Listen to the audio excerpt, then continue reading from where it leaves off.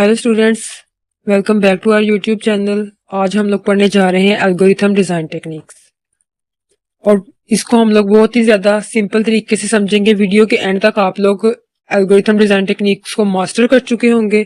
ठीक है, हम इनको बिल्कुल रियल लाइफ एग्जांपल से और बहुत ही सिंपल तरीके से पढ़ेंगे। ठीक है, अब हम देखते हैं एल्गोरिथम डिज़ाइन टेक्निक्स क्या होती हैं। Algorithm design is a critical aspect of problem solving in computer science.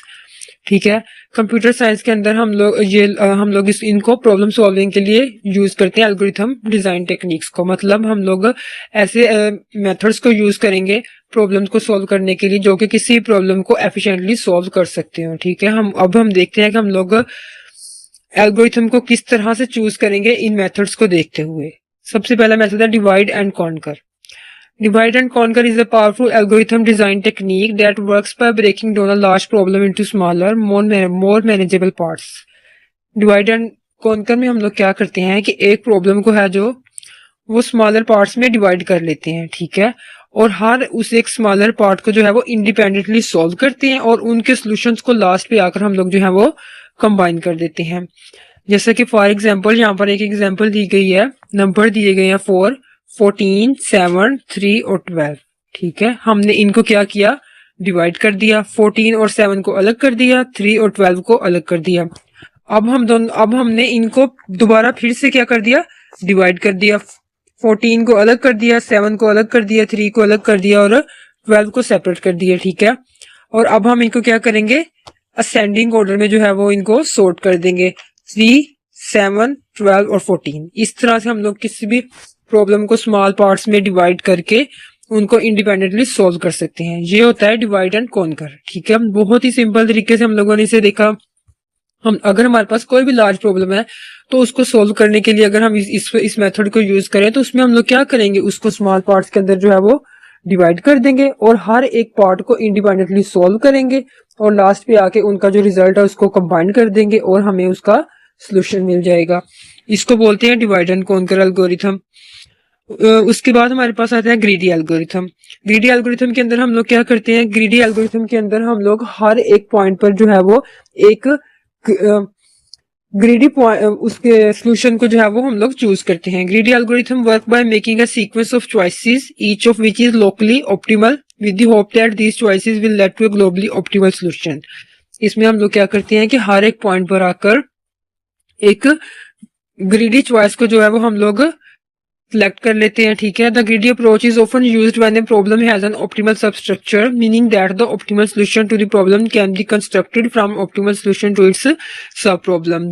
इसमें हम लोग क्या करते हैं कि अगर फॉर एग्जांपल हम लोगों ने लाहौर से इस्लामाबाद जाना हो और अगर उसके 3 रास्ते निकल रहे हैं, ठीक है, तो हम लोगों ने क्या करना है, हम लोग देखेंगे कि इस रास्ते से जाने के लिए हमें 2 घंटे लग रहे हैं, एक रास्ते से जाने के लिए हमें 1.5 घंटा लग रहा है, एक रास्ते से जाने के लिए हमें 3 घंटे लग रहे हैं। तो हम लोग क्या करेंगे, यहाँ पर जो है वो हम लोग ग्रीडी अप्रोच को यूज करेंगे और हम लोग जो है वो जहां से 1.5 घंटा लग रहा होगा हम लोग उस रास्ते को जो है वो चूज कर लेंगे। ठीक है, चाहे आगे जाकर हमें प्रॉब्लम ही क्यों ना हो।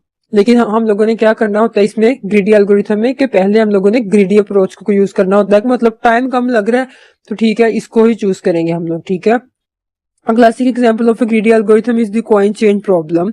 Suppose you have coins of different denominations and you want to make a specific amount with the fewest coins possible. The greedy algorithm would involve choosing the largest denomination coin that does not exceed the remaining amount, then subtracting that value and repeating the process until the desired amount is achieved. For example, आपके पास अगर 3 coins हैं, 3 या 4 coins हैं, एक है 2 रुपए का सिक्का, एक है 4 रुपए का सिक्का और 2 आपके पास है 5 रुपए वाले सिक्के। तो आप लोग क्या करेंगे, आप लोगों ने क्या करना है, कम से कम कॉइन्स को यूज करते हुए 10 रुपए आप लोगों ने जो है वो 10 रुपीज को इकट्ठा करना है। तो आप लोग क्या करेंगे, कम से कम कॉइन कौन से सिलेक्ट करेंगे, 5 वाले सिलेक्ट करेंगे आप। ठीक है, 5 वाले जो 2 कॉइन्स होंगे उनको आप सिलेक्ट कर लेंगे। मतलब आपने क्या किया, आप यहाँ पर एक ग्रीडी अप्रोच को यूज किया, इसको बोलते हैं ग्रीडी अप्रोच।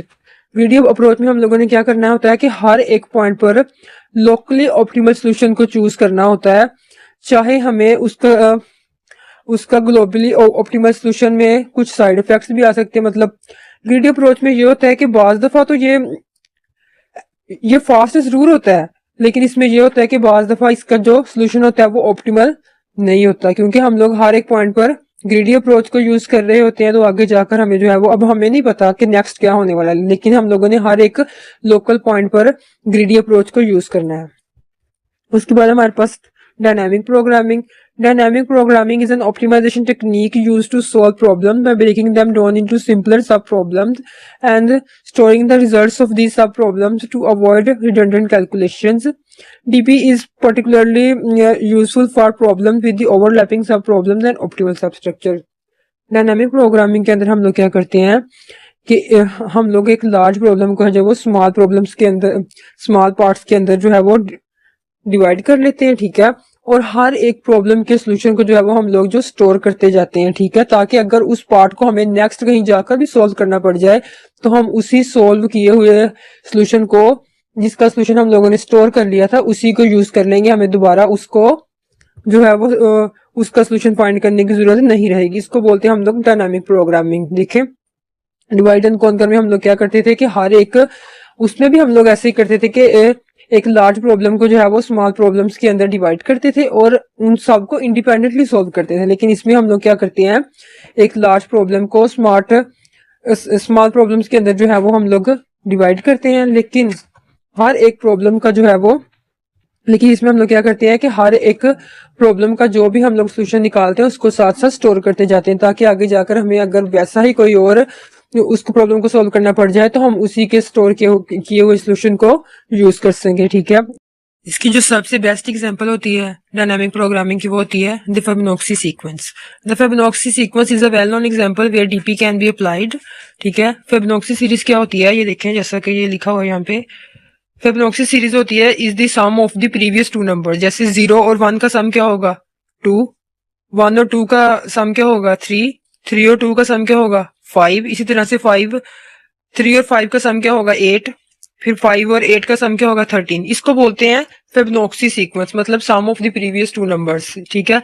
तो हम लोग क्या करते हैं, ये इसकी एग्जांपल इसलिए है डायनामिक प्रोग्रामिंग की, क्योंकि जैसे जैसे हम लोग इस फिबोनाची सीक्वेंस को जो है वो सॉल्व करते जाएंगे, हम लोग जो उसका है ना सोल्यूशन उसको स्टोर करते जाएंगे। अगर हमें आगे जाकर इसकी जरूरत पड़ेगी तो हम उसको स्टोर किए हुए सोल्यूशन को यूज कर लेंगे इंस्टेड ऑफ रिकैलकुलेटिंग इट, ठीक है। तो फिबोनाची डायनामिक प्रोग्रामिंग हमें बार बार प्रॉब्लम को जो है वो रिकैलकुलेट करने से बचाता है। अब नेक्स्ट है हमारे पास back tracking. Back tracking is a method used in solving problem where you build up a solution step by step. If you find that a particular path doesn't lead to a solution, you simply go back and try a different path. Back tracking में हम लोग क्या करते हैं कि हम लोग किसी भी प्रॉब्लम का जो सोल्यूशन है वो स्टेप बाय स्टेप फाइंड करते हैं, ठीक है।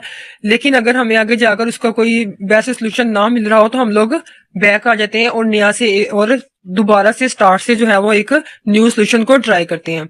It's like trying out different routes on a map and turning back if you find that you are going the wrong way, ठीक है। ये इसकी एक एग्जांपल है कि अगर फॉर एग्जांपल हम लोग कोई मैप को फॉलो कर रहे हैं तो हम लोग डिफरेंट रूट्स को ट्राई करेंगे, ठीक है। अगर हम लोग एक रूट पर जा रहे हैं और हमें इस बात का पता चल जाए कि ये वाला जो रूट है वो रॉन्ग है, तो फिर हम लोग वापस आ जाएंगे और न्यू एक और रास्ता जो है वो हम लोग ट्राई करेंगे, न्यू रूट को ट्राई करेंगे।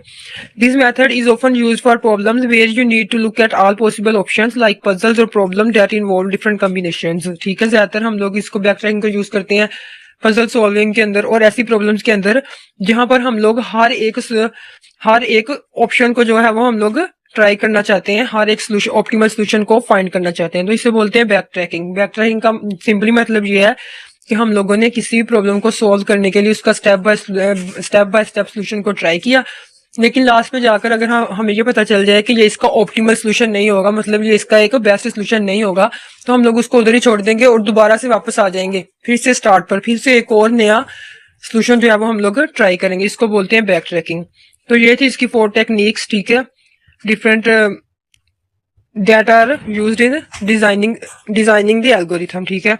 सबसे पहले इसके अंदर डिवाइड एंड कॉन्कर, दूसरे नंबर पे थी ग्रीडी एल्गोरिथम और फिर इसके बाद थी डायनामिक प्रोग्रामिंग और लास्ट पे थी बैक ट्रैकिंग। आज हम लोगों ने ये पढ़ी चार पढ़ी है ये। उम्मीद है आप लोगों को ये वीडियो अच्छी लगी होगी। अगर आपको ये वीडियो अच्छी लगे तो हमारे चैनल को लाइक शेयर और सब्सक्राइब जरूर करें। Keep learning, keep growing. Thank you.